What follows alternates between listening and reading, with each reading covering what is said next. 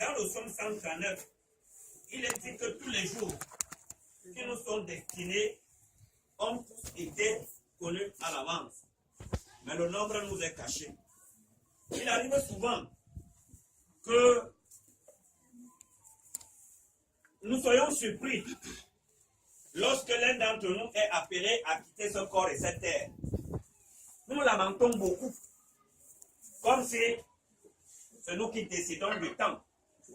Donc chacun doit passer sur la terre et dans son corps. On estime que certains sont morts jeunes, d'autres sont morts rassasiés de jour. Or, celui qui nous envoie sur la terre, c'est lui qui sait quand nous devons repartir. Mais ce que nous savons, c'est que chaque jour qui passe, chaque seconde diminue le temps que Dieu a prévu pour nous sur la terre. Et nous devons en être conscients pour nous permettre en tout temps d'agir comme il convient afin d'éviter des regrets. On ne renaît jamais, mais quand on a commencé, on avance seulement. L'homme va vers sa fin.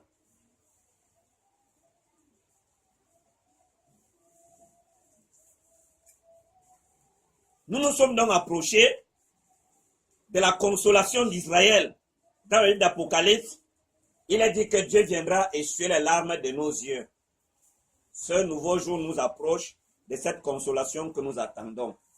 Nous souhaitons que chacun l'attende comme il convient aux sages et non en insensés. C'est pour cela que nous nous appliquons à vous rappeler ce qui a été dit, afin que chacun d'entre nous ne sombre pas à cause de l'ignorance, que personne ne se détruise à cause de l'ignorance. Mais nous voulons vous tenir en éveil par le rappel que nous avons des choses que nous avons entendues et qui sont des choses certaines, des choses qui méritent toute notre considération. Ce sont des choses que Dieu a jugées nécessaires et indispensables pour notre salut. Ce matin, je voudrais nous entretenir sur la nécessité de travailler. L'Écriture déclare que Dieu a fait l'homme à son image, ce qui est vrai. Il est normal pour nous, il est souhaitable, il est même indispensable pour nous de connaître ce Dieu, ou alors son image. Il nous a été révélé que Dieu a travaillé pendant 6 jours. Mais quand Jésus vient sur la terre, il nous dit que son Père travaille jusqu'à présent. Et lui aussi, il travaille. Vous avez déjà lu ce passage? Jamais. Jésus l'a dit, mon Père travaille jusqu'à présent. Et moi aussi, je travaille. Dieu, si nous considérons seulement les 6 jours, Dieu est un travailleur. Il est donc normal que chacun de nous soit habité par cette pensée. Nous avons été appelés à épouser, nous sommes appelés à épouser la pensée de Dieu. C'est elle en réalité qui fait de nous des grands. La pensée de l'homme ne peut produire que la mort et tous ses fruits ne peuvent susciter que la colère de Dieu. Mais celle qui nous permet d'être parfaitement heureux, c'est la pensée de Dieu. C'est d'elle que découlent tous les biens que Dieu a résolus pour notre âme,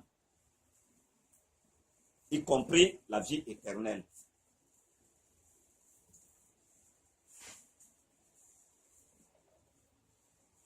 Je voudrais attirer l'attention de ceux qui pensent que le fait que nous soyons enfants de Dieu, le fait que Dieu nous ait appelés, qu'il ait fait de nous membres de sa famille, nous exclut le partage de la peine. Il y a des règles, il y a des principes qui sont pour tous. Que la présence de Christ n'est pas venue influencer. Christ n'est pas venu bannir la peine. Ou encore la souffrance si vous voulez. La difficulté. Dieu ne parlerait pas des larmes quand il parle de la consolation qu'il réserve à tous ceux qui ont répondu à son appel, qui ont reçu son invitation. Dieu nous promet une consolation éternelle. Il dit qu'il viendra essuyer les larmes de nos yeux. Nous avons lu dans l'Écriture que quand on sème avec des larmes. On ne peut pas s'aimer avec des cris de joie. Parce que pour s'aimer, c'est la peine. Cela nécessite un effort. Et vous savez vous-même ce que l'effort fourni cause à notre être. C'est la peine. Et Dieu a donc voulu que la peine soit le partage de tous ceux qui sont sous les cieux. Je vous l'ai souvent dit, je vous le redirai toujours, que lorsqu'un enfant naît, pour reconnaître que c'est un être normal, qu'il est bien portant, c'est pas le cri qu'il pousse. Si un enfant naît, il ne crie pas, les médecins vont se mettre à l'examiner. On sait que cet enfant n'est pas normal. Tu ne peux pas venir dans ce monde, tu ne pousses pas de cris. C'est une règle établie par Dieu.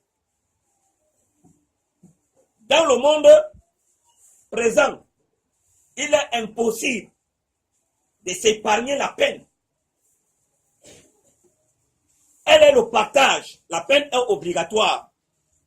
Ne croyons donc pas que parce que nous sommes devenus enfants de Dieu, je connais quelqu'un, c'est vrai aujourd'hui il travaille déjà, mais il a passé un bon temps de sa vie à errer. Il disait qu'il est enfant de Dieu. Moi je sers Dieu à plein temps. Dieu prend soin du reste. Je ne pense plus au travail, ça ne me dit plus rien. Plus rien. Comme ça qu'il marchait.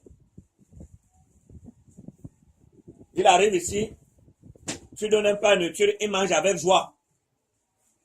Et il rend grâce à Dieu. C'est comment faire pour le travail. Moi, je ne sais pas le travail, je travaille déjà, je sers Dieu à plein temps. Il ne dirige aucune assemblée. Est-ce que diriger une assemblée nécessite qu'on abandonne, qu'on ne fasse rien? D'autres disent qu'ils prient. Ils prient simplement et Dieu prend soin du reste. Le travail, la prière est un travail. Nous sommes d'accord. Mais on ne peut pas dire que on est en train de prier et ça suffit. C'est un travail. Je n'ai pas dit c'est le travail. C'est un travail. La prière est un travail. Parmi tant d'autres que Dieu veut voir chacun d'entre nous s'appliquer à exercer. C'est un travail parmi tant d'autres. Dieu nous appelle à travailler. Il y a des peines que nous nous imposons pour notre élection. Ou alors, si vous voulez, pour le royaume des cieux, il y a des peines que nous nous imposons pour notre subsistance, pour le pain qui périt. Mais je parle du travail en général. Dieu n'est pas le Dieu des paresseux. Dans toute l'écriture, Dieu attire l'attention des paresseux. Il y en a qui ont profité de la mauvaise échelle présentée par le monde pour s'installer dans une position qui est mauvaise. Aujourd'hui, je vais d'abord parler du pain quotidien. Parlant du travail, je vais d'abord parler de la recherche du pain quotidien.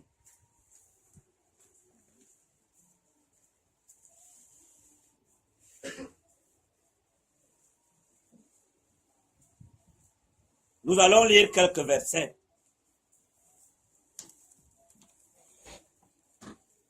Prenons le livre d'Éphésiens, chapitre 4, verset 28.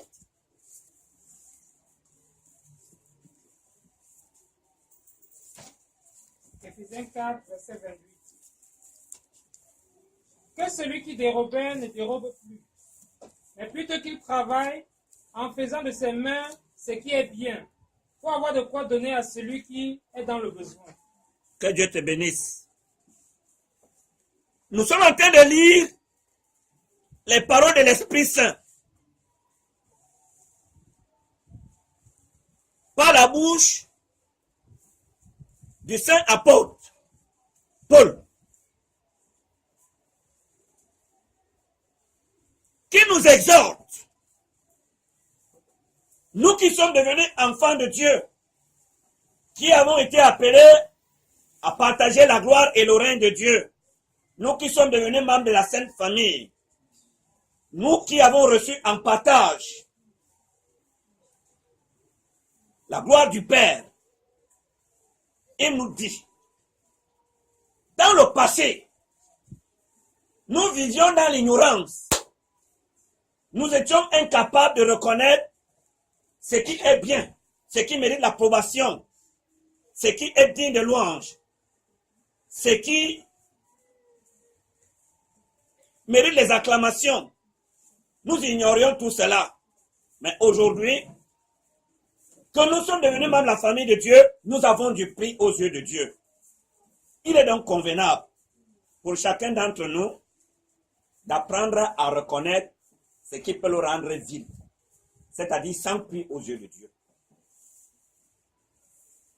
Le pain que nous mangeons peut venir nous rendre vil aux yeux de l'Éternel.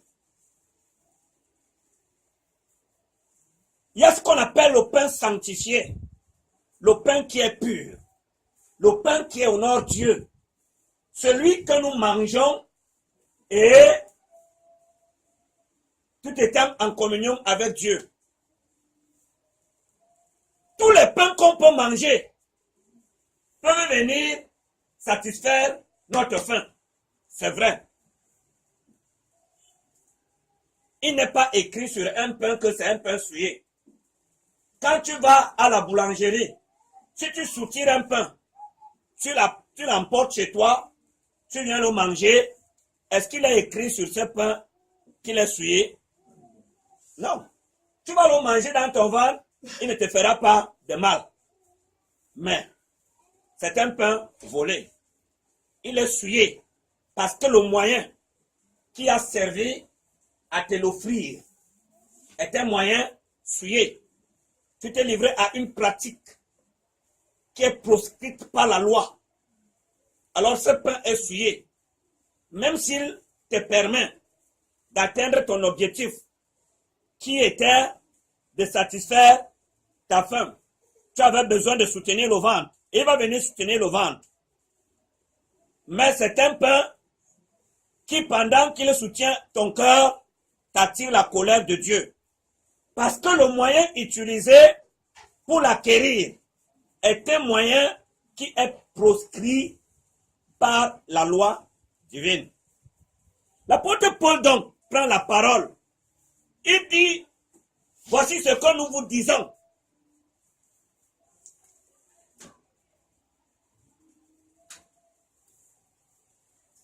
Que celui qui dérobait, reprends la lecture. Que celui qui dérobait ne dérobe plus, mais plutôt qu'il travaille en faisant de ses mains ce qui est bien. Ce qui est bien, ce que Dieu approuve. Je parlais de l'échelle des valeurs, l'échelle des grandeurs, qui a été faite par des hommes, qui font tout selon l'ignorance qui est en eux, selon leur orgueil. Il y a aujourd'hui ce qu'on peut considérer comme des sous-métiers. C'est vrai, il y a des sous-métiers. La prostitution est un sous-métier. Hein? C'est un sous-métier. J'ai entendu quelqu'un, j'étais dans un taxi. Il a dit au chauffeur taxi, tu me parles comme ça, regarde-moi ça, pauvre chauffeur taxi. Je peux conduire le taxi, moi? Regarde-moi ça. C'est un sous-métier. D'après l'orgueil des hommes. Conduire le taxi, c'est un sous-métier. D'après les hommes, d'après leur orgueil. Quand il faut parler à un taximan, on ne peut pas lui témoigner un minimum de respect. Or, c'est un homme fait à l'image de Dieu. La profession qu'il exerce aux yeux de Dieu, ne porte pas atteinte à la dignité qui lui a été conférée. Aux yeux de Dieu, je dis bien. Dans la mesure où ce qu'il fait est honnête. Ce qu'il fait est honnête. Et la loi des hommes même est d'accord. C'est pour cela que le transport est régi par des lois. Le magistrat établi par Dieu n'a pas sanctionné. C'est vrai, nous avons des lois qui sont au-dessus. Des lois qu'on vote dans les assemblées. Mais au moins, ils ont reconnu que c'est une profession noble. Dans la mesure où celui-là achète sa voiture, il s'accorde avec l'État pour pratiquer son métier, pour l'exercer. En quoi la personne humaine est déshonorée par l'exercice ou alors par la profession, par cette profession, conduire un taxi. J'ai entendu une femme, une jeune fille qui disait, tu me parles comme une vendeuse de tomates. Je ne suis pas une vendeuse de tomates, moi. J'étais à l'université. Ce n'est pas parce qu'il n'est pas encore pour le travail. Hein? Alors, je vous parle de l'échelle des valeurs. Si on veut débattre, si une vendeuse de tomates vient, si elle veut donner son avis, on ne va pas la respecter parce qu'on considère que c'est un métier vil. Même toi, non. Je ne suis pas sûr que toi, tu veux te marier demain. Tu peux te diriger vers une fille qui vend la tomate. Alléluia. Je ne te vois pas te diriger vers une fille qui vend la tomate.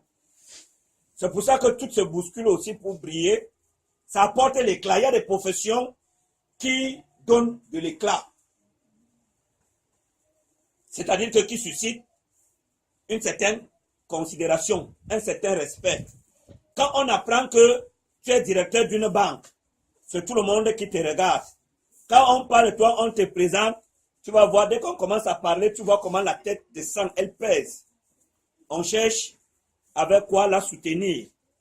Parce que c'est le complexe qui te tord le cou comme ça. Le complexe d'infériorité te tord le cou. Tu le regardes.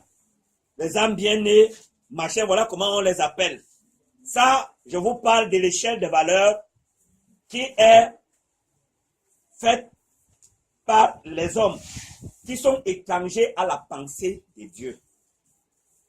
Qui prouve que, c'est pour ça, ce n'est pas une pensée nouvelle.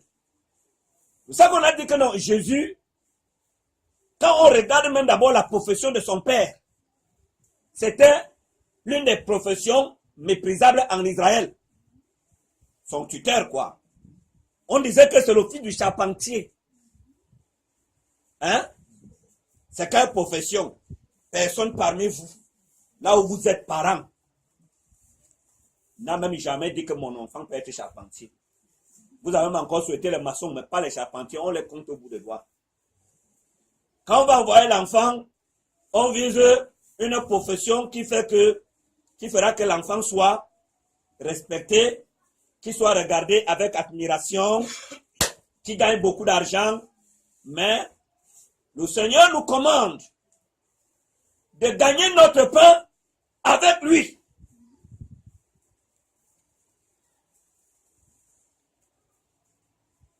C'est-à-dire avec honnêteté. Si tu vends ta tomate, tu achètes un casier de tomates, tu viens t'asseoir, tu cherches un comptoir, tu détailles ta tomate, elle te rapporte 500 francs par jour de bénéfices. C'est avec 500 francs que tu vis. Mais que tu déclares que ces 500 francs dépassent les 500 000 qu'un homme va rapporter le soir, l'argent de la corruption, il va rouler dans les grosses voitures. Il gagne cet argent sans Dieu.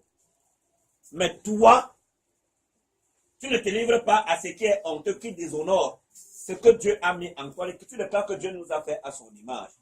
Et Dieu veut que toute la conduite de l'homme, pendant qu'il est sur la terre, que toute sa conduite honore le Dieu qui l'a fait. même si tu as fait n'importe comment, ne satisfais pas ta faim par ce qui porte atteinte à la dignité, pire encore nous qui avons reçu l'Esprit de Dieu.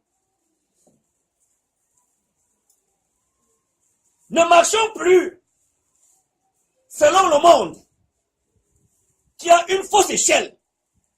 Elle va, l'ordre de cette échelle va dans l'ordre contraire à l'échelle des valeurs que Dieu nous a présentées. Dieu ne nous a pas présenté un métier comme ville. Par exemple, Dieu nous a dit les trafiquants d'esclaves. Il y a des choses que Dieu cite, des vendeurs d'âmes, des choses, la fraude, tout ce qui font ces choses-là. Dieu cite des choses comme ça qu'il faut éviter. Mais il ne faut pas mourir de faim parce que si je pars faire telle chose, comment on va me regarder? Dis donc, j'ai fréquenté un gars comme moi, je dois aller créer une plantation cacaoyère. J'ai fréquenté pour aller créer. Je préfère mourir de faim.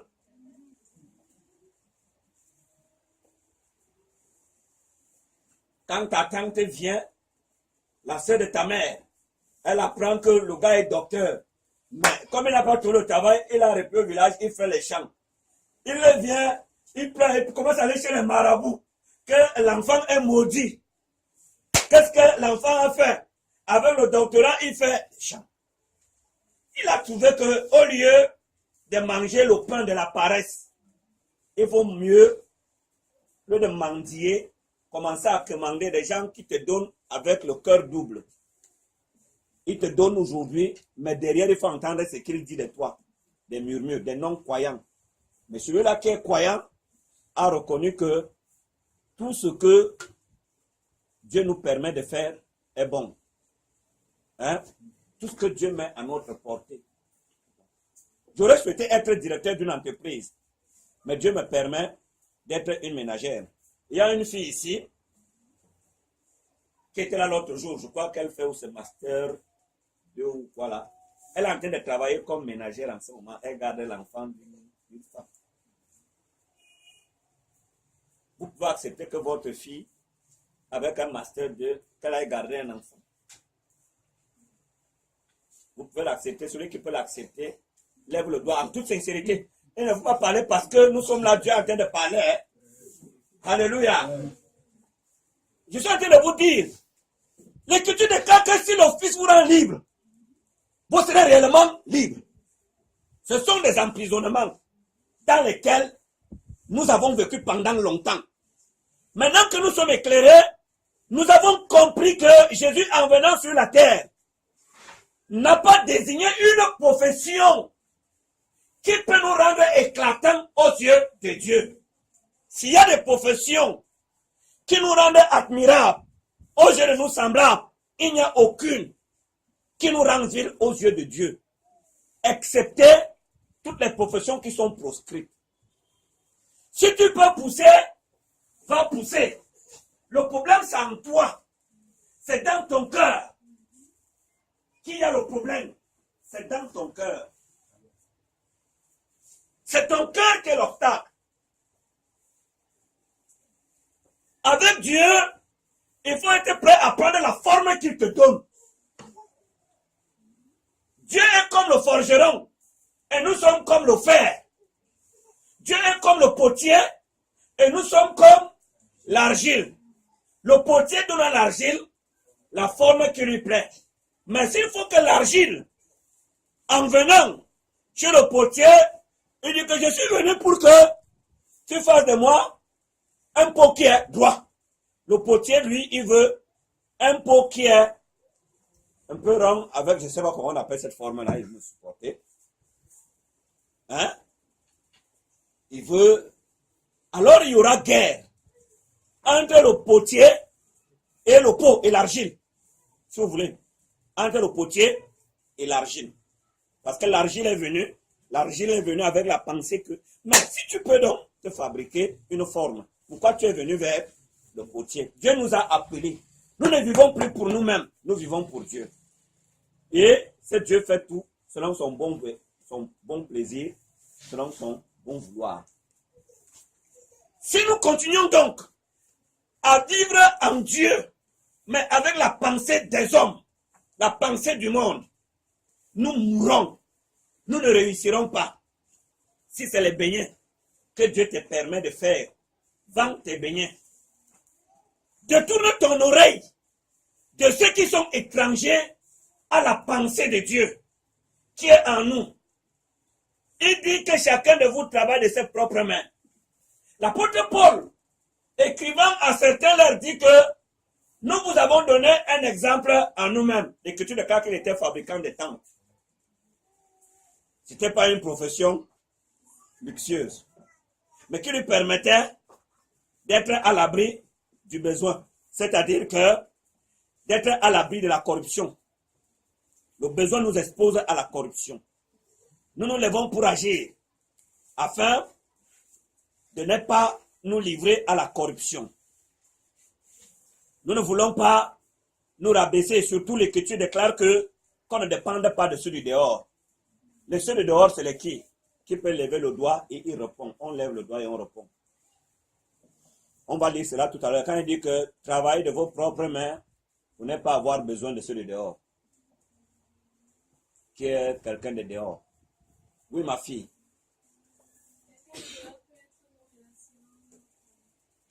Quelqu'un de dehors, on fait allusion aux non-croyants. Est-ce que vous me suivez? Le non-croyant. L'Écriture déclare que nous ne connaissons plus personne selon la chair. Le non-croyant, c'est le non-croyant. C'est ta mère, c'est ton père, c'est ta soeur, c'est ton frère, c'est ton fils. C'est un non-croyant d'abord. Classe-le d'abord que c'est un non-croyant. C'est un sans-Dieu. Il est étranger à la pensée de Dieu.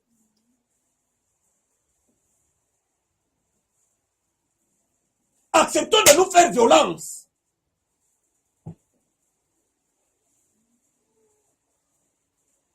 Je ne vous prêche pas seulement ce que je lis, mais je vis ces choses depuis des années. J'ai une position très dure envers mes frères qui sont en dehors de la foi. Quand j'allais doter la sœur, c'est un témoignage que je vais vous rendre, on m'avait donné une liste. Mon salaire ne me permettait pas de tout faire. Le père a dit qu'il va convoquer la famille pour qu'on s'asseye. La famille s'asseye pour cotiser, aller me doter la femme. J'ai dit au père que non. Je ne veux pas. N'ouvre pas un cahier pour moi, je ne suis plus là-bas. Le peu que Dieu va me donner, je vais aller présenter la belle famille. Je vais dire au père que moi j'aime ma femme. Mais tout ce que tu m'as demandé, je ne peux pas. Mais si un de mes frères entend que je n'ai pas doté, il vient, il apporte, je vais prendre. Je lui demande, viens, ne les convoque pas.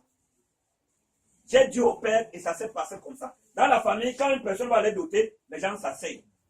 Je ne vous demande pas de faire comme moi, mais je vous dis ce que j'ai fait. Je ne voulais pas me mettre en obligation.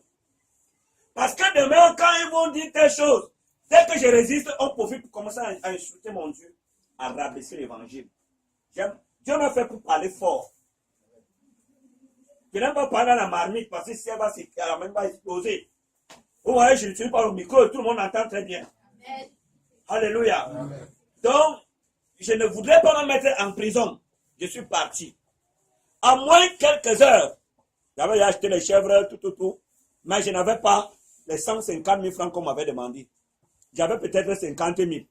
J'arrive à Yaoundé, tu es venu, comment et tout ça. Et les 50 000 francs que j'avais, je vous ai rendu ce témoignage que je voyage avec une femme qui est venue, le mari a chassé, elle a à terme, elle doit accoucher.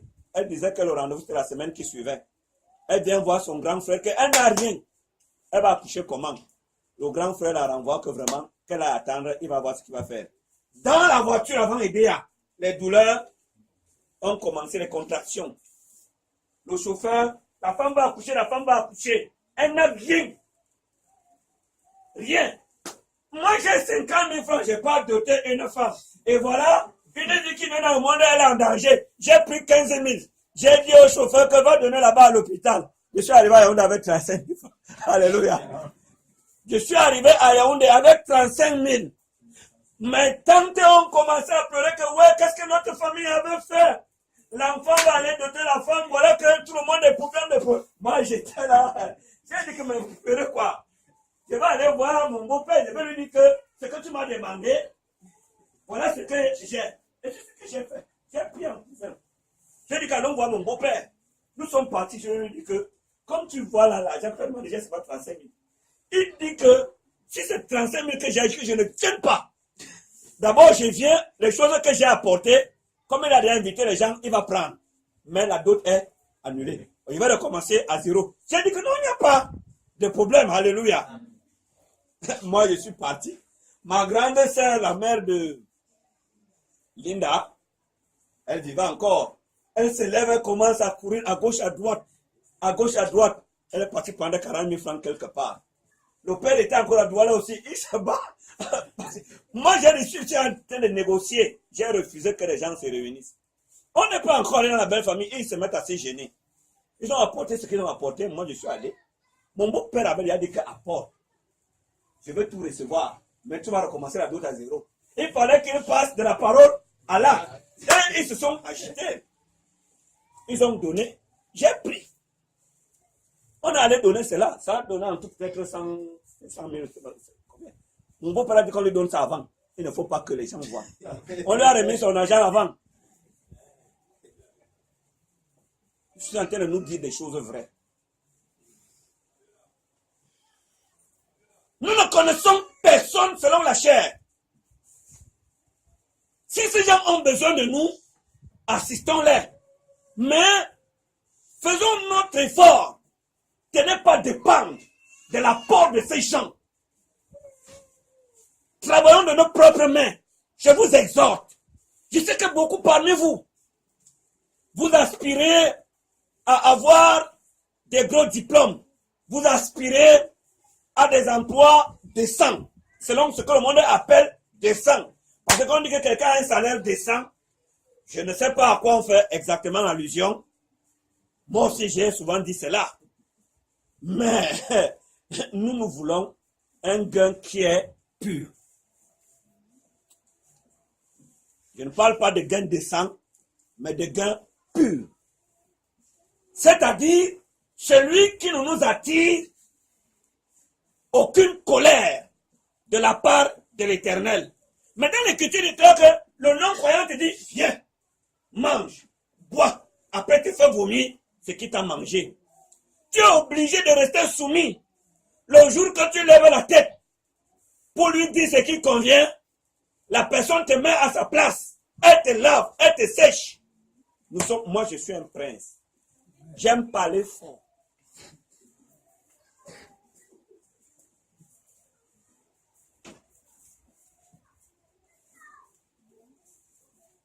J'étais très content l'autre jour.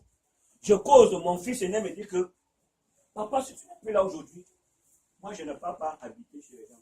Si on ne doit plus fréquenter, on va rester comme ça avec maman ici. Les larmes allaient pleiner mes yeux. J'ai dit que non, ça c'est bon. Alléluia. J'ai dit à sa maman quand elle est venue que mon fils m'a dit que si je ne suis plus là, il ne va pas habiter chez les gens. Il va rester ici, même si je ne fréquente plus, ça va. J'ai dit que c'est bon.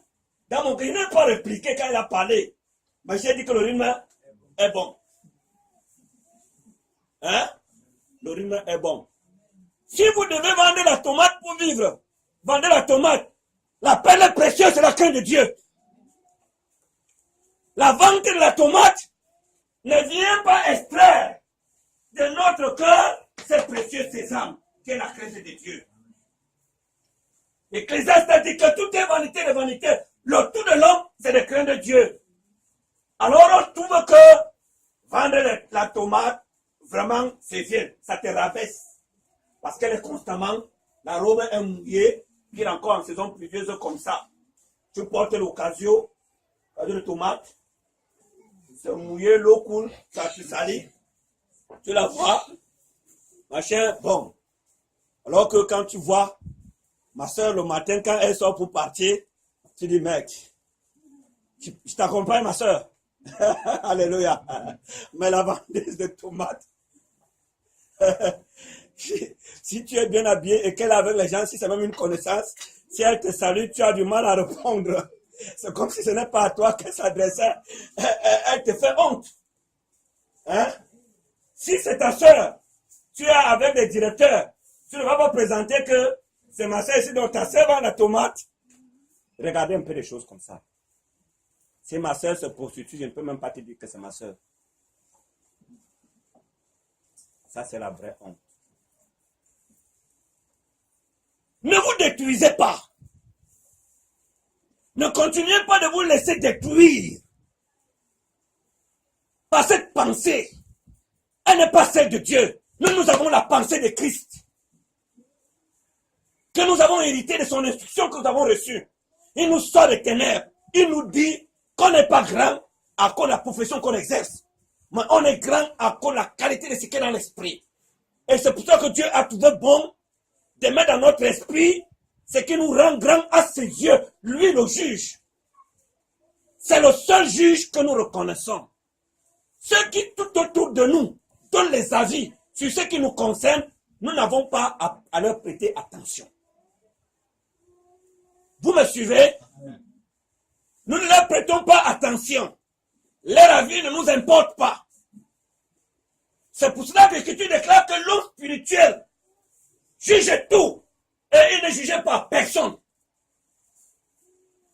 Je ne prête pas avis, mon attention, je veux dire mon attention à leurs avis. Je mange, mes enfants mangent. C'est propre. Je gagne honnêtement mon pain. Dieu m'approuve. Et que tu déclares que la louange de chaque homme viendra de Dieu. La louange de chaque homme viendra de Dieu. Celle que les hommes reçoivent pour le moment est trompeuse. Elle est trompeuse. C'est une fausse louange. C'est une fausse gloire.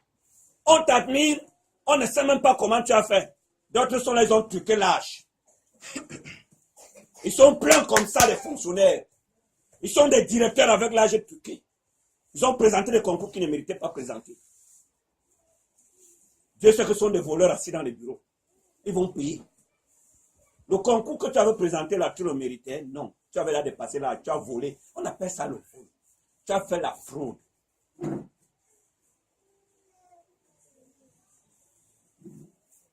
On n'a pas dernièrement des faux diplômes qu'on a trouvés, des fonctionnaires avec des faux diplômes. Des milliers de fonctionnaires comme ça. Hein? Des milliers avec des faux diplômes. Mais tu l'admires. Quand il te parle ici, tu cueilles ton vin de palme, tu fais ton chant, ce que tu fais et qui te rapporte ce que tu manges, c'est propre. C'est le péché qui est interdit. C'est le péché qui rend l'homme digne. La violation de la loi. Le fait d'aller à l'encontre de ce que Dieu nous commande de faire. C'est ça qui nous rend sans prix aux yeux de Dieu, qui rend l'homme sans prix aux yeux de Dieu. Ce n'est pas la profession qu'on exerce, parce que c'est ça qui est à ta portée. Je ne vous demande pas de ne plus travailler comme directeur général. Je n'ai pas dit que Dieu n'aime pas les directeurs généraux. Parce qu'il ne faut pas aller falsifier ce que nous disons. Hein? N'allez pas détourner, dire que non. Le frère a dit que nos enfants ne doivent plus fréquenter, ils doivent vendre la tomate. Ce n'est pas ce que je dis. Je veux dire que le grand aux yeux de Dieu, ce n'est pas forcément celui qui est assis derrière un bureau. Hein? Ce n'est pas forcément celui qui est assis derrière un bureau. Ce n'est pas le fait d'exercer une profession luxueuse qui nous donne de la valeur aux yeux du Saint des Saints. C'est ce qui est dans notre esprit. Or, on peut vendre de la tomate, on peut vendre des pains, on peut sortir au matin avec la moto, porter le pain dans la boulangerie, aller livrer, mais avec des choses de qualité dans l'esprit. Saül était roi, David était berger. Dans un pays qui est le plus glorieux, c'est le roi, non? David était berger, mais Dieu dit qu'il est selon mon cœur. Quand il a fallu que Dieu choisisse dans le pays d'Israël le plus grand que Dieu a choisi, Dieu a dit que j'ai rejeté. J'avais d'abord choisi Saül. Dieu a choisi Saül. Saül était le plus beau d'Israël et le plus grand de taille. Quand vous lisez l'écriture, soyez attentifs. Saül était le plus beau. Il n'y avait pas un homme plus beau que Saül. Il était plus grand de taille que tout le monde en Israël. Dieu a dit que c'est toi qui vas régner. Ça, c'est le premier roi que Dieu choisit. Hein? Il avait une apparence qui méritait même qu'il soit là. Mais l'autre courtier n'était qu'un berger. Mais Dieu dit que sa richesse, sa beauté, c'est dans son cœur. Il est l'homme selon mon cœur. David, Dieu l'a choisi. Pour vous dire que suivons le regard de Dieu. Ne suivons pas le regard de ce monde. Il est trompeur. Le Fils nous a rendus libres. C'est-à-dire l'instruction que nous avons reçue nous a rendus libres. Ceux hommes n'ont pas la connaissance de la vérité. L'échelle de valeurs qu'ils établissent n'est pas selon la vérité, mais selon l'orgueil et l'ignorance qui sont en eux. C'est selon cela qu'ils classent. Ce n'est même pas une organisation. C'est chacun qui donne son avis, qui estime que voilà ce qui est grand. Je connais une fille qui jure tous les dieux du monde qu'elle doit être fonctionnaire international.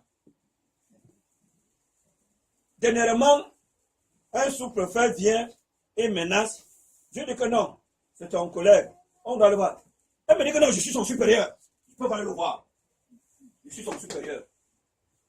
Dans l'administration, je suis son supérieur. Je peux pas aller le voir. Alléluia. J'ai dit que non, allons le voir. Allons, c'est moi qui te parle. Elle dit que non. Ce n'est pas parce que il est là, il a un véhicule de service, je suis son supérieur. Je ne peux pas le voir. Elle a refusé d'aller le voir. Moi, j'ai résolu le problème. À la ville, là, dernièrement, quand j'ai perdu ma deuxième maman.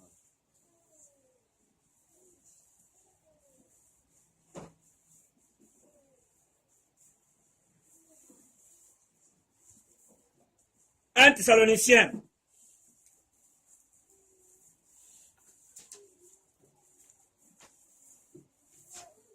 Chapitre 2.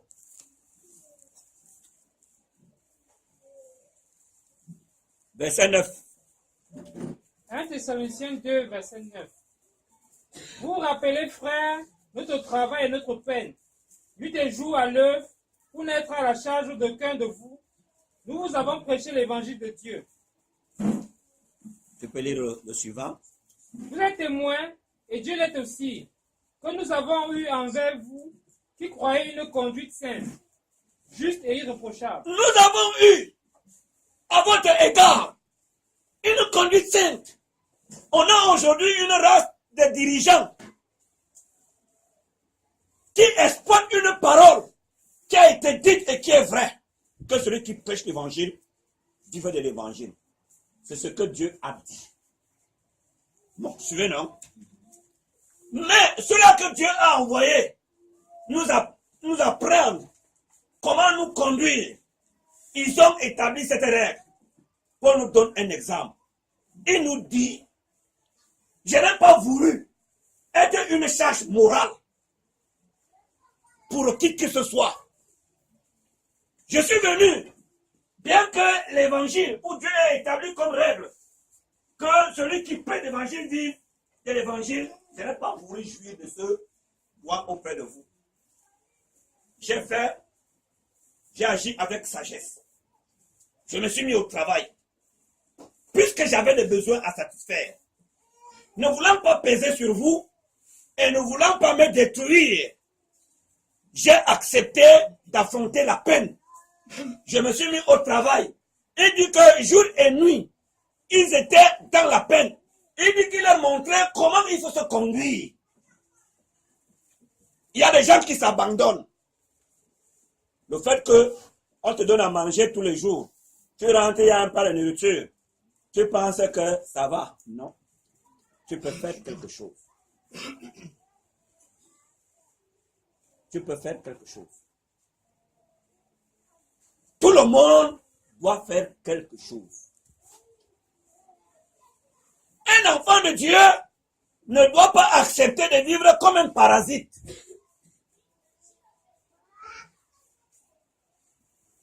Il doit se prendre en charge.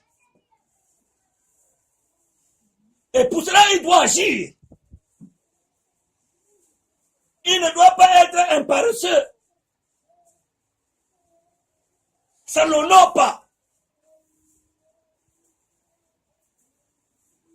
On a dit que le paresseux dit toujours que le lion en route. C'est-à-dire qu'il trouve toujours un justificatif. Pour soutenir sa paresse, il trouve toujours une raison. Non, vraiment, moi, il n'y a pas. Les commerçants, c'est pour les banques. Les banques, ils savent qu'ils s'en sont dans le commerce. Vraiment, frère, je ne sais pas faire le commerce. Tu ne peux même pas pousser. Non, vraiment, frère, tu vois, moi-même, je ne suis pas fort.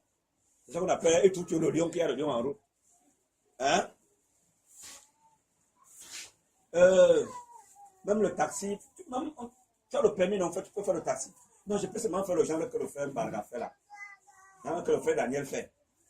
Je pars au Sawa, je gagne une voiture luxueuse, je fais la galanterie là, les clients viennent, alléluia, parce que la couleur jaune.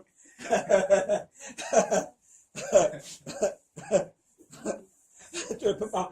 Bon, frère, il y a même la moto, ma moto qui chôme là, tu peux te défendre avec. Frère, il y a jamais trop sur la moto. Les gens mettent trop sur la moto. Vraiment, frère, toi-même, tu vois.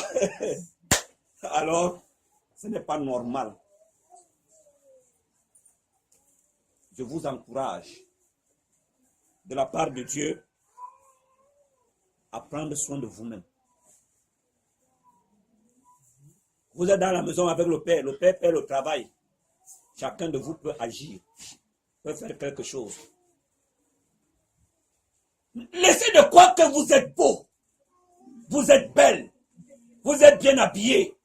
Cela vous détruit cette pensée. Votre vraie beauté est dans votre esprit. Celui qui a le regard, votre époux, votre fiancé, c'est Jésus. Homme comme femme. Votre fiancé, c'est Jésus. Et Jésus ne peut pas te rejeter parce que tu vends de la tomate. Quand on va dire que non, prends les beignets. Va vendre les beignets. Maman, vraiment, pour l'autre là.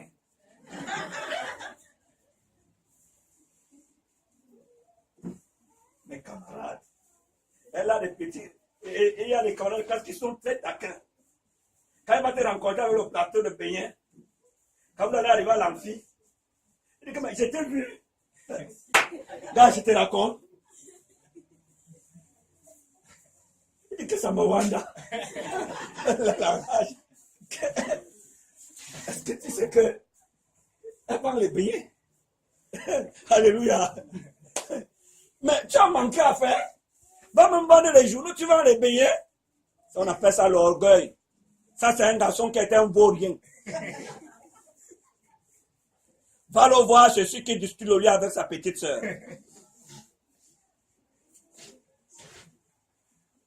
Il ouvre largement la bouche pour dénigrer une noble profession. Et toi aussi, cette parole vient te détruire. La honte t'envahit. Tu commences à trouver que tu as tué. Tu rentres quand la maman te dit, pas, c'est des querelles entre toi et la maman ou le père. Que ça ne te ressemble pas. Tu ne peux pas vendre. Mais si on te met derrière un prêt-à-porter, là où les recettes c'est 2 millions, 1 million, le matin tu vas avec la voiture de ton père à la cuisine, ça te dépose. Tu sais même que tes camarades, c'est toi qui prends les cartes de visite, tu distribues que tu ne peux pas leur dire que non. Si vous voulez les croquettes, vous avez des manifestations ou des beignets soufflés, je peux vous donner les beignets soufflés. Tu trouves que l'argent propre, c'est seulement en exerçant des métiers luxueux ou des professions luxueuses qui ne suscitent pas le mépris du voisinage. Qu'est-ce que le mépris du voisinage fait perdre aux yeux de Dieu? Jésus a dit que celui qui croit en moi ne meurt plus. La seule chose qu'on pouvait craindre, c'est la mort. Et je lui ai dit que nous sommes passés de la mort à la vie. Je ne meurs plus. Qu'est-ce que le mépris des gens peut venir me faire perdre? Rien du tout. Il y a un roi qui était grand. Tu as dit que non, comme tu me manques, tu as fait ceci, tu as fait cela, je vais t'humilier. Je vais te rabaisser. Vous connaissez ce roi? Dieu l'a pris, Dieu l'a humilié, il est parti vivre dans la forêt, il dit que tu vas manger l'herbe. Daniel lui a expliqué le son. Il lui a dit que Dieu va après. Il était parti. Mais s'il avait résisté, il mourrait.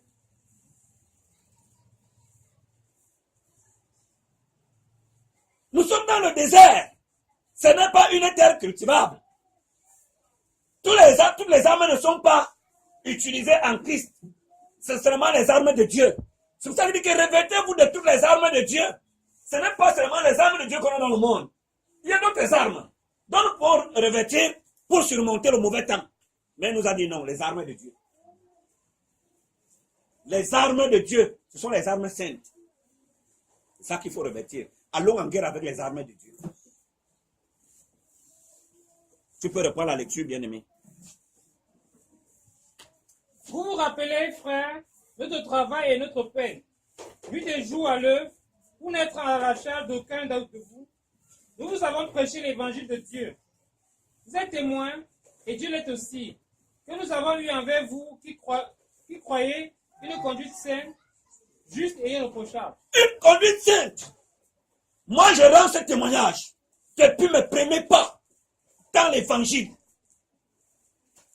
Ou avec l'évangile, depuis mes premiers pas. Très tôt, j'ai commencé à diriger.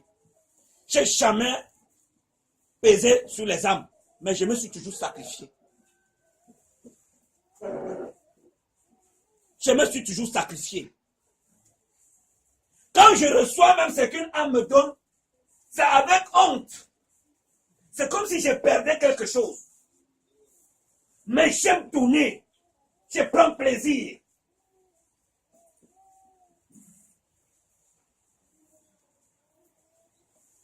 Ce n'est pas celui qui vit au départ qui est grand, mais c'est celui qui te nourrit qui est grand.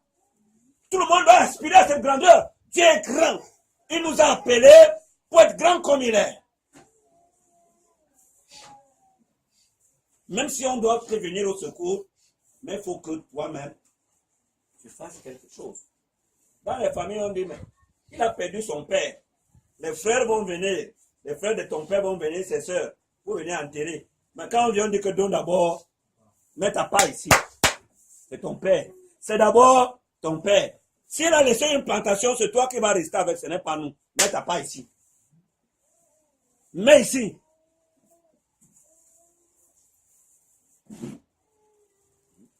Aujourd'hui, les dirigeants pèsent sur les âmes.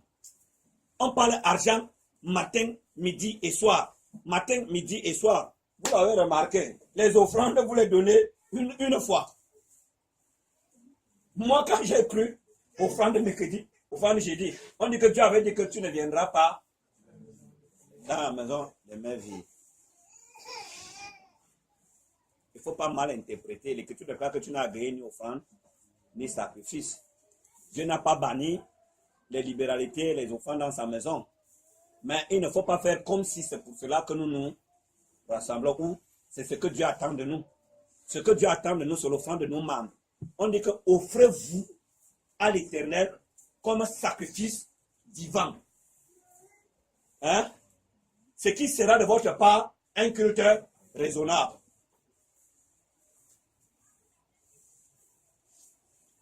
On ne vous dérange pas. Quand je demande une quête ici, en tant que dirigeant, c'est pour vous. Je ne peux pas compter, je ne sais pas, peut-être que j'oublie. J'ai déjà organisé une quête ici en ma faveur. Hein? Je ne sais pas, je ne me rappelle pas. Hein? C'est Sabine, c'est Carole qui ont souvent tenu les cahiers. Je ne me rappelle pas. Ce n'est pas que je n'ai jamais eu de cas. Mais il y a des âmes qui ont souvent fait des gestes. Je le reconnais devant Dieu. Mais je n'ai jamais dit, même si je meurs, je n'ai jamais dit que non, faites ceci. On se conduit honnêtement. Pour vous apprendre comment nous devons vivre. il y a plus de bonheur à donner qu'à recevoir. Plus de bonheur à donner qu'à recevoir. Je ne suis pas en train de vous dire de ne plus recevoir. Mais j'instruis le peuple. Nous ne voulons pas que les gens se détruisent à cause de cette ignorance dans laquelle nous vivions hier. Nous étions sans Dieu. Aujourd'hui, nous sommes en Dieu. Il avait dit à Saül que comme tu parles là, il ne dit pas la voix de Samuel, ce que tu vas trouver à faire, fais-le. Dieu est avec toi. Maintenant, Dieu est avec nous. Nous pouvons vendre nos beignets, Dieu les bénit et ça assure à notre maison la subsistance nécessaire qui nous évite de nous exposer à la corruption, au péché, à la mauvaise conduite. J'ai dit que les beignets, la manne qui était là, ou les sandales qu'on portait tous les jours. C'est vrai, ils ne changeaient pas de vêtements tous les jours, mais leurs vêtements ne s'usaient pas. Hein? Dieu avait accordé sa grâce afin que le peuple là subsiste le plus longtemps possible dans le désert. Nous ne sommes plus de ceux qui aspirent à la richesse, mais nous avons besoin que nos besoins urgents soient satisfaits. C'est pour ça que Dieu nous dit que si vous avez de quoi manger et de quoi vous vêtir, cela vous suffit. Et c'est pour ça que nous sortons. Nous ne sortons plus parce que nous voulons avoir des emplois ou des professions luxueuses. Quand tu viens demander la main à une fille, quand il fait quoi? Il travaille où? À la Sonara. Hein? Il travaille où? La Sonara. C'est un CDI.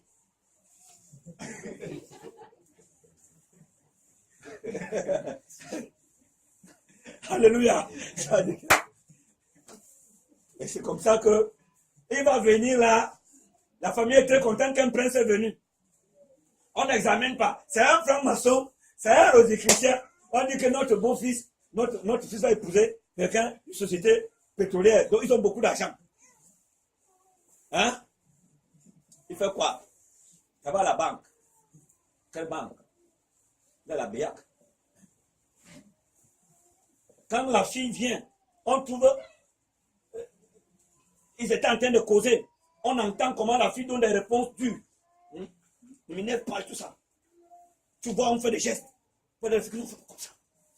Comme ça. Quand le gars part, conseil de famille, tu vas chasser le gars. Alléluia. Tu vas le chasser. Un franc-maçon qui est venu. Vous ne cherchez même pas à connaître son identité. On vous présente une virgule de l'identité que le gars là, il travaille à la BIAC. C'est un franc-maçon. Après demain, on dit que le ventre de notre fils est machin. On commence à chercher. Et même comme ça, on dit que tu vas rester. On commence à essayer de blinder, de protéger, de faire des contre. C'est comme ça que je suis en discussion de vous dire. Dans le Seigneur, nous ne devons pas tomber dans ces erreurs. Parce que nous avons la pensée de Dieu. Nous avons cessé de regarder, de voir les choses comme les mortels. Nous sommes des vivants. Le monde ne voit rien. Il n'est pas apte à juger. Mais nous ne sommes pas des morts, nous sommes des vivants. Jésus-Christ nous a ramenés dans que les morts. Nous voyons clairement. Il dit que travailler,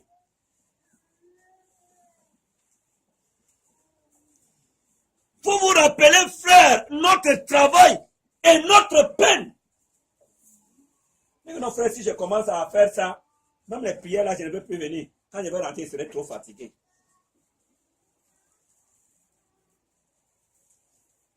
Tout le monde va être salarié. Tout le monde va être salarié. Qui vous a dit que les Bahamsem ne sont pas aidants?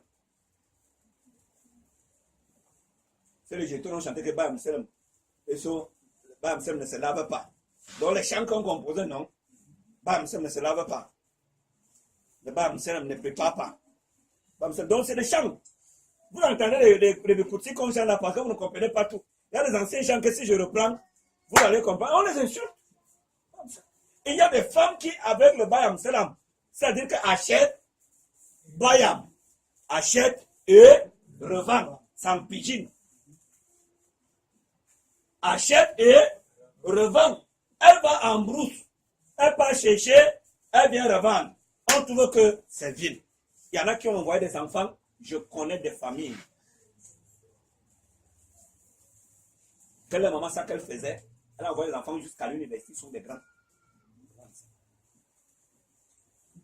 Va ici, à Boumébel, va nous acheter le plantain, tu viens. Tu vends ton plantain. Si tu n'as pas de place dans ces entreprises, Yaoundé ne te connaît pas. Douala ne te connaît pas. Tu n'as personne. Qu'est-ce que tu fais? Ce qui est à ta portée, tu le fais. Pourvu que cela soit sans menace pour ton espérance en Dieu. C'est le plus important. Sortez de cette vaine manière de penser. Libérez-vous. Soyez affranchis. Vous êtes les affranchis. C'était un temple à l'époque des apôtres. On disait que la synagogue des affranchis. Nous sommes les affranchis du Seigneur. Soyez, sentez-vous libres. Voilà les championnats interquartiers. Faites ton foléré le soir. Pendant qu'ils sont là, foléré. Ton argent, c'est propre. Je vais vous dire une chose. Les gens passent le temps à accuser les Mamelékés qu'ils sont des sorciers, ils font le femme là. Mais ils ont d'abord un avantage sur tous les autres. C'est que c'est un peuple humble.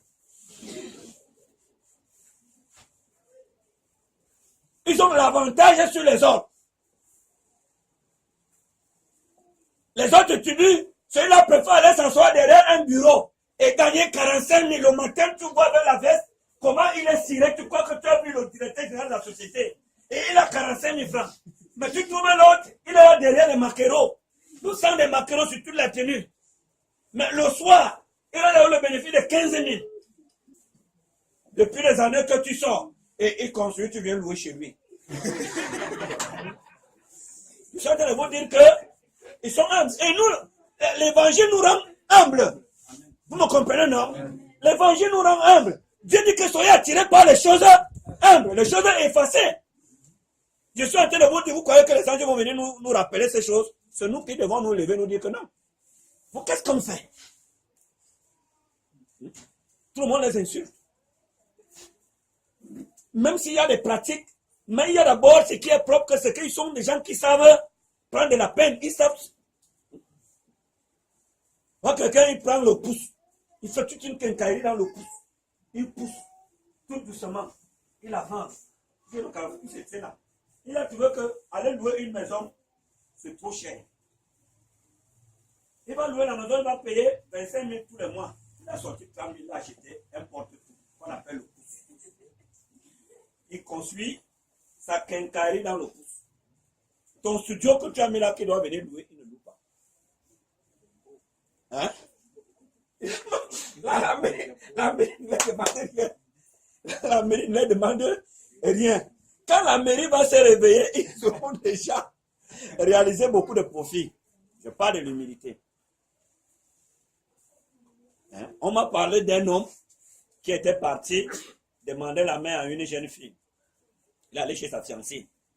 Arrivé, on lui présentait à manger. Le gars fait la galanterie. Cette galanterie qui tue les gens. Il dit non, lui, il n'a rien mangé, il n'a pas faim. Le gars joue seulement au galanterie, même galant. Il faut la galanterie, ma belle, le tue. Oh, le gars avait voyagé, il n'a pas mangé. Mais j'ai appris que aux environs de 3 heures, 2 heures du matin, 3 heures, le gars en train de... Il se lève, comme il avait vu là où la cuisine était, il va à la cuisine, il commence à fouiller. On entend les bruits, on croit que ce sont les bandits. Et comme le beau-fils est à la maison, peut-être que les bandits cherchent à venir l'agresser. On trouve que c'est le bon monsieur qui est en train de chercher. Je parle de l'orgueil, non? Il faut la galanterie dans le vide. Mais l'humilité précède la gloire. L'humilité précède la gloire. Soyez simple, comme Jésus. L'écriture déclare qu'il s'est dépouillé de toute sa gloire. Il a pris la condition d'un simple homme. Si Jésus était venu sur la terre comme roi, il n'aurait pas servi les hommes. Il a pu servir parce qu'il a pris la condition d'un simple homme. Il a enlevé le manteau de roi. Il dit que bon, maintenant je suis un esclave. C'est pour ça qu'il pouvait prendre son manteau, il peut prendre, il s'attache, il prend pour essuyer les pieds de ses apôtres. Il dit que vous avez compris ce que j'ai fait là. Vous êtes heureux si vous le comprenez. Vous avez vu, mais est-ce que vous avez compris? Jésus était comme un simple homme. Nous sommes donc derrière Jésus. Et derrière Jésus, nous continuons de jouer au grand. Ça fait que là où il passe, quand on vient passer, on trouve des troupes qui sont armées. Tu vas où? Tu ne passes pas. On nous voit avec des grosses vestes. Pendant que Jésus est devant avec une tunique, on dit que non, toi tu restes ici. On n'arrive pas à passer là où Jésus passait. Parce que nous sommes mal vêtus. Et c'est ce qui est dans l'esprit. La galanterie. On n'a pas renoncé à la galanterie. Une profession luxueuse, c'est galant. Je suis derrière un ordinateur, dans un bureau bien climatisé. Ma soeur, depuis même que j'ai commencé le travail, tu n'es pas venu me rendre visite. Il faut venir à mon bureau. Ce n'est pas parce que c'est juste que tu viens voir ma gloire, mon honneur. C'est un très grand bureau. Et quand tu viens, hey, ménagère, viens lui donner le café. Pourquoi tu l'appelles ménagère? Cette femme-là, ce n'est pas ménagère. Dis madame ou bien mademoiselle. Celle qui sert là. Dans les sociétés, il y a des rôles que les gens refusent. Quand on veut t'humilier parce que tu as commis une faute, on dit que bon, désormais, tu t'occupes du ménage. C'est toi qui nettoies les toilettes, les bureaux. Tu dis que tu démissionnes. Ça ne te ressemble pas. On considère que celui qui est là pour nettoyer les toilettes, si tout le monde travaille derrière l'ordinateur, personne ne nettoie les toilettes, personne ne balaie, qu'est-ce que l'entreprise va devenir? Regardez notre corps. C'est le même Dieu qui l'a fait. Mais tous les membres jouent un rôle. Mais il y a des membres qui sont plus glorieux que d'autres. Frères, je nous exhorte. Nous sommes un peuple libre. Jésus nous a affranchis. Il nous a rachetés. Soyons vraiment libres. Ne nous laissons plus détruire par ces faux raisonnements, d'hommes privés d'entendement. Ils sont étrangers à la pensée de Dieu. Nous sommes de la vérité. Nous sommes du jour. Les ténèbres n'ont rien à dire sur nous. Affrontez-vous, vous-même. Affronte-toi. C'est toi le problème, ce n'est pas le monde. Jésus a dit que j'ai vaincu le monde. Et nous avons vaincu le monde avec Jésus. Mais c'est toi-même. C'est toi.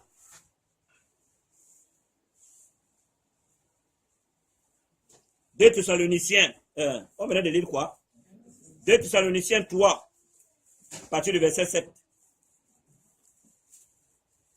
2 Thessaloniciens 3, à partir du verset 7. Vous savez vous-même comment il faut nous imiter, car nous n'avons pas vécu parmi vous dans le désordre. Nous n'avons mangé gratuitement le pain de personne, mais dans le travail et dans la peine, nous avons été nuit et jour à l'œuvre pour n'être à la charge d'aucun de vous. Ce n'est pas que nous n'en ayons le droit, mais nous avons voulu vous donner en nous-mêmes un modèle à imiter. Car lorsque nous étions chez vous, nous vous disions expressément, si quelqu'un ne veut pas travailler, qu'il ne mange pas non plus. Qu'il ne mange pas non plus. Il y a un petit, notre jeune frère qui n'est pas là ce matin, frère Paul. J'avais passé un communiqué ici, concernant que désormais, on ne lui donne rien. Je l'avais pris pour l'amener quelque part. Il a démissionné. J'ai pris une deuxième fois. Quand je suis parti à Placam, je l'ai amené. J'ai tout fait pour qu'il commence avec un salaire de 75 000. il a encore démissionné. Il dit qu'il va gérer les photocopieurs ici à ISEC. On va payer combien? Que là-bas c'est très loin et tout ça, il veut faire l'école et tout. J'ai dit que quelqu'un qui ne veut pas travailler, ta maman est là. Tu n'es même pas conscient de la situation de ta maman. Si tu es son seul fils. Les frères prennent soin de la maman, mais c'est d'abord ta responsabilité. Alors désormais, il ne bénéficie d'aucune aide. Je vais passer ce communiqué. Nous sommes les gardiens de la tradition de Dieu, les dirigeants de l'Église. Parce que vous êtes l'Église du Dieu vivant. Tout doit se passer comme Dieu a dit. S'il y a quelqu'un qui ne veut pas travailler, alors on prend des dispositions. Mais tu es malade, tu veux passer le communiqué. L'Écriture dit ne même pas manger avec un tel homme. On n'excommunie pas seulement les gens parce qu'ils ont volé, mais les gens qui ne veulent pas travailler, on prend aussi des dispositions à leur égard. Ce n'est pas honorable. Cette façon de vivre là n'est pas honorable, ça ne nous honore pas. Le dernier, je veux clôturer par cet exemple. Je vais vous prendre l'enfant Joseph, qui sortait d'une famille bien, mais qui se retrouvait dans un pays étranger. Comme l'Écriture déclare que nous sommes étrangers ici. Joseph se retrouvait en Égypte. Il était étranger. Alors, qu'est-ce que Joseph va faire? Voilà Joseph qui part des princes, de rang de prince pour le rang d'esclave. Joseph vit chez Potiphar. Je parle de ceux qui jugent selon l'apparence. Joseph est chez Potiphar. Potiphar emploie Joseph. Mais qui était le plus grand? Mais dans toute l'Égypte, on savait que Potiphar est le maître de Joseph, l'esclave. Et quand la femme crie, elle dit que cet esclave hébreu, comme mon mari est parti acheter, a voulu abuser de moi. Voici son pantalon. On dit esclave. Or, dans les cieux, c'était le prince Joseph. On ne l'appelait pas Joseph, on l'appelait le prince Joseph. Parce que Dieu est roi. Et les fils de Dieu sont des princes. Vous me suivez? C'était ça. Mais aux yeux des hommes, cette différence n'était pas établie. Il paraissait vil. À cause de sa profession, il était esclave. Mais l'Écriture déclare que la grâce qui reposait sur Joseph, lui, il était béni de Dieu. Potiphar n'était pas béni de Dieu. Il était connu au ciel comme un homme qui paye mal ses employés. Parce que tous les patrons de ce monde payent mal les employés. Quand on te donne 300 000, tu rentres content. Tu fais l'action de grâce. Le gars là te trompe. Tu te donnes 300 000, est-ce que tu mérites même 3 millions? Je suis en train de te dire la vérité. Moi, je prends la calculatrice. Je calcule ce que j'ai produit le mois. Je ne connais même pas. Moi, je fabrique le compte paquet. On me cache, on ne me donne pas les prix de vente de compte paquet. Je ne connais pas, je ne peux pas te renseigner. C'est moi qui fabrique tout le compte paquet. Donc, je fais des estimations. J'ai dit les 4 minutes. J'avais 296 000 panneaux lundi passé. J'ai dit, bon, je prends seulement à 2500 francs le panneau. Le travail d'un mois et demi, ou 2 mois, tu calcules. J'étais à 200 combien de millions? Avec tout ce que j'ai calculé avec les autres panneaux d'épaisseur qui étaient là. J'étais à 280. C'était 280 combien de millions? En 2 mois. Ces 2 mois-là, ce n'est même pas 2 millions. Mais on admirait Potiphar. Mais le grand, dans cette maison-là, c'était Joseph. Mais il était esclave. Les hommes ne l'admiraient pas, mais le ciel le connaissait. Si tu vas travailler comme femme de ménage, c'est vrai, elles sont orgueilleuses. L'autre vient avec ses sous-vêtements, elle lance que c'est toi qui laves. Non, l'autre là, je vous dis que non. Je ne peux pas accepter que ma soeur en Christ parte lave le sous-vêtement d'une femme. Je peux faire, si c'est le cas, viens, je veux passer le communiqué. Ici, les frères, on va cotiser, on te donne le capital pour vendre la tomate. Si ta patronne te demande de laver ses sous-vêtements. Je ne suis pas d'accord de l'autre là. Lave ses habits, lave tout, mais pas ses slips. Comme elles ne savent pas avoir honte. Vous me suivez? Je suis d'accord avec vous. Nous allons cotiser. Moi d'abord, je veux cotiser. On te donne le capital, tu vends la tomate. Tu vends quelque chose, quoi.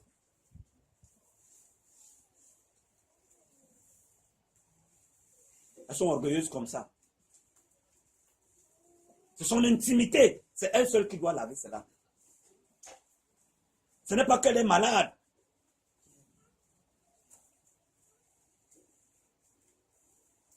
Si tu arrives de travailler comme femme de ménage, tu arrives de travailler comme femme, on va venir te dire que, regarde-moi ça. Tu me parles que c'est même qui est devant toi. Je peux acheter toute ta tomate avec toi-même. Ne réponds pas. Alléluia. Ne réponds pas. Laisse-la. Elle peut t'acheter, elle achète ta tomate. Âme bien-née. Hein? C'est l'âme bien-née. Ne dis rien. Jésus a dit à la femme samaritaine que si tu connaissais celui qui te parle. Hein? Je suis grand. Quand je reste comme ça, moi je regarde ce que Dieu a fait. Quand je te dis que je suis grand, moi je ne regarde pas mon rang social. Ça c'est zéro. Je suis grand. Ce que Dieu a mis dans mon esprit. Je regarde tout. L'apôtre Paul dit que je regarde tout comme de la boue. Je vois ta grandeur, elle est où? Ta grandeur est cachée où? Je ne te vois pas. J'allais à la cité hier. Deux petites filles étaient derrière moi.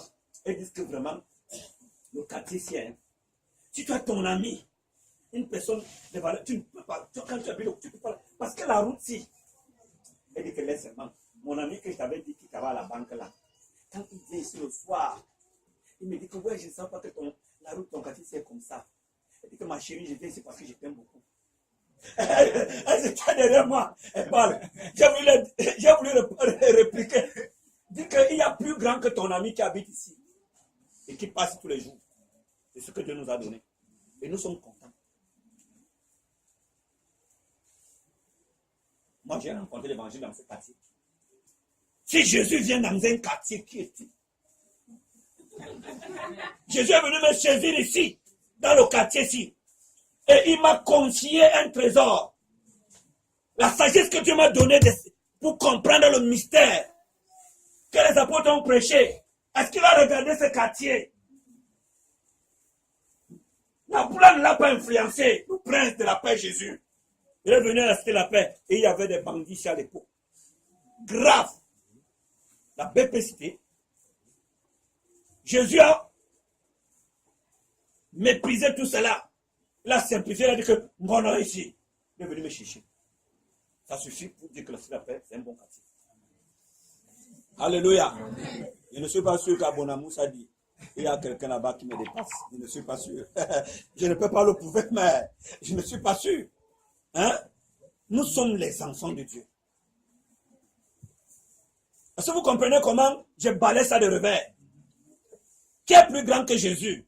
Si Jésus passe par une route, toi tu es qui? Pour dire que tu ne passes pas par là, je ne te regarde pas. Notre plus grand, ce n'est pas celui qui a Yaoundé. Non, notre roi. Vous me comprenez?